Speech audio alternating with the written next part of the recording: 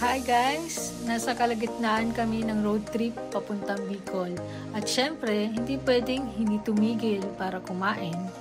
So ngayon, magla-lunch muna kami sa isa sa mga sikat na stopover spots dito sa Quezon Province, ang Daps Seafood Restaurant. Kung galing kayo ng Manila at papuntang Bicol, siguradong madadaanan mo to. Tara, samahan niyo kami.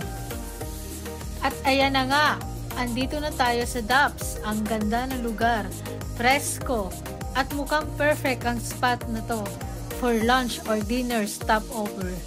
Kung nagda-drive kayo papuntang Bicol o pauwi ng Manila, swak na swak to. Ito yung mga ready to eat na ulam nila: bistek, adobong baboy, sinigang na isda na pampano, bopis, pork barbecue, ginisang ampalaya, pinakbet, at sweet and sour pork.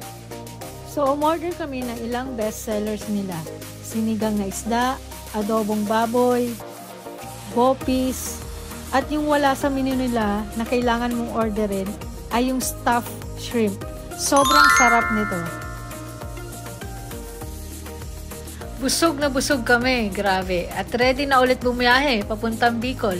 Kung naghahanap kayo ng solid na kainan along the way, Daps Seafood Restaurant ang isa sa marerekomenda ko.